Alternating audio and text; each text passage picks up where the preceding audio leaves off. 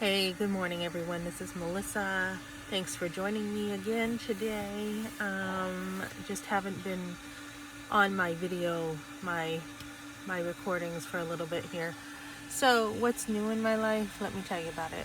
Okay, so we had a situation where the landlord wanted to sell our home because I don't know all his reasons, but the market's good. So I had to go to court for them to get a writ of possession while the state was pending for some back rent because of COVID. So the state approved it, like I said in my last video, and he's gotten paid. And as a matter of fact, I told the state, let him have it all. Hey, give him the whole thing. He's been like really difficult. I mean, he said to the court he would pay my hotel to take care of the mold, and then he didn't want to pay the hotel. And this guy has been like really up and down the whole time we have rented from him. I already felt like when we met him, I was kind of like, oh, I don't know if I want to rent from him because he acted as high as a kite. And just he's gone from, well, I'll help you, we'll talk and we can come up with some kind of plan that we can do this and make it work, to I think I'm having an investor buy this place and then you can stay here, and if the tenants are in the home it'll be worth more. And I don't know what his financial situation was, but he was trying to make a buck off us and promising that the investor would probably keep us.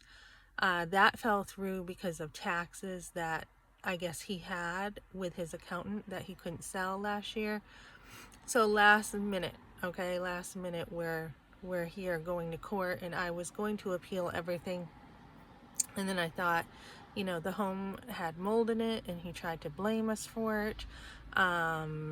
Nothing like, well, there's wear and tear, or nothing like the humidity he wanted to talk about that we had this summer with a high energy efficient home that would keep the moisture in the home with no air conditioning. So he neglected the home for over a year, and then he tried to blame that on us. So I was just like, you know what, keep the 3 months extra rent, just keep it, just leave me alone, is basically how I felt. And so now, while I get on my feet again, which I already thought this might happen and it's fine, I am living in my car, and I'm living in here in my car. I've watched videos about this, and I'm living in my car, and I also have one of my sons to still, kind of look after underage, but he's very independent. And uh, my kids have always been taught to be independent, and then to shoot them out of the home. The job of a parent is to unparent, because you cannot carry your children all your life. So that's what we're doing. So here's my, I just organized my car this morning, and I have it so that it's broken up into organizational different parts, so I can grab my stuff quickly, whether it's my work stuff or whether it's laundry, whatever I need to do. And we're at this place vacuuming the car and keeping it neat. And so then I'm needing to work today. And then there will be jobs at night too. So the reason why I'm sharing this is something I also wanted to do. I felt like the home was getting kind of heavy with inflation. The doors were rotted, so heat was going out the door. Electricity kept going up. Job situations were not real dependable, some of them. So this is the situation, and what I'm doing is we've stayed in some hotels, which have been great. I've gotten to go swimming, but the plan is to live outside my car, and when I'm ready with all the money that I'm making at work, I'll get a hotel when I want, and to travel right now, to enjoy some travel time while I save up for money to decide what I want to do, whether it's a down payment on a home or whatever it is. So, as I speak also for women to help them know how to raise their children, how to take care of a home, which I've done for 30 years, really living on very little. I'm taking a break from it all, and I want to actually take some time to live in my car, be homeless, and show women that even with a tough, financial situation, if you've got yourself, really, you can really still afford to have your children. I mean, I speak about, keeping your children, and I'm against abortion, and I'm not going to be a hypocrite and tell women, to keep your kids and not be willing to help them, or to say, look at myself first. What would I have done if I had, been homeless, where some women are?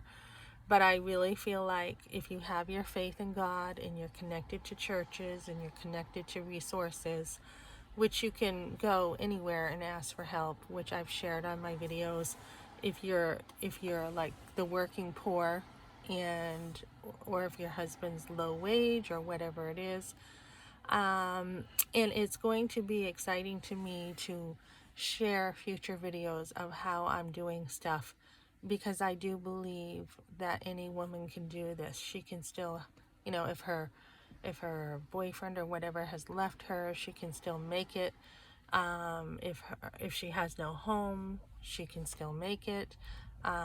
You've got to really just, have faith, a strong faith, and rely on your abilities. If you know how to work, I mean, right there you have everything. If you have a job, so jobs are, right now, you can find jobs anywhere, and McDonald's, even if you work there and you're willing to do 40 hours a week, you can still manage to live pretty well. So really, I just want to share, I've gone from living in a trailer, raising a family on one income with very little, to that trailer falling apart, the roof caving in, it was old, to living in a 3-bedroom home on the lake where we had an abundance, to now living in my car.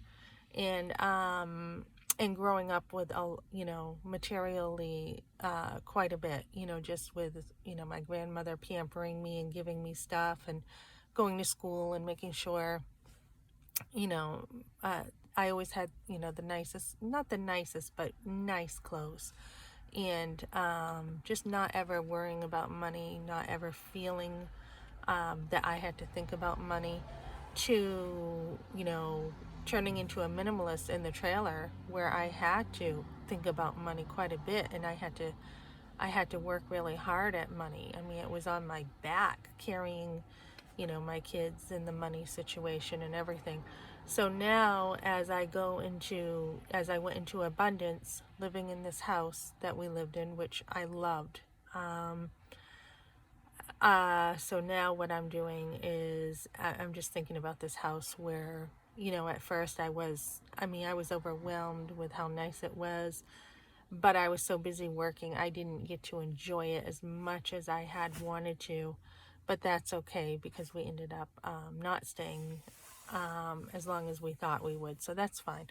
So now I'm going to, where the rubber meets the road, live off very little and save up and see how I do. So I want to share that and show that anyone can do this. Anybody can do this. It's not a, stigmatized thing to be frugal and to choose to save up your money and to actually go against the system right now. We're in a culture, or the market right now is so ridiculous. The housing market, it doesn't even make sense, and it's really hard to find housing. So I kind of want to wait it out, and wait until things, prices go down. I also just finished, on top of living in hotels, I also just finished my real estate class. So that's something that I have to look forward to in the future. I guess like being a homeless realtor, I guess. But if you invest in yourself, even if you're homeless, I mean, you can still do a lot with your life. And I actually was interviewed yesterday at one of the real estate companies, and I mean, you can make 300,000 to $1 million if you work at it. So using your mind, using your brain, using whatever you've been given in life is what can make it work. You don't always have to have that 9 to 5 job with the retirement and the stocks and everything else. You can have other things, profit shares. You can have different ways of doing things in life. So right now I am headed out. I haven't had breakfast, but I'm going to go to work, and I'm going to grab a donut at Dunkin's. I mean, really cheap breakfast. As far as trying to stay healthy when you're, not having a home, that's been pretty easy for me. I mean, at work, I get my food free. All I did was ask the other day and said, hey, I had brought some groceries and we had to leave some of that behind, some of the orange juice and salad, which really bothered me because I hate to waste food. But, just going to work and humbling myself and saying, hey, I haven't had breakfast yet. This is my situation, and them saying, yeah, here you go.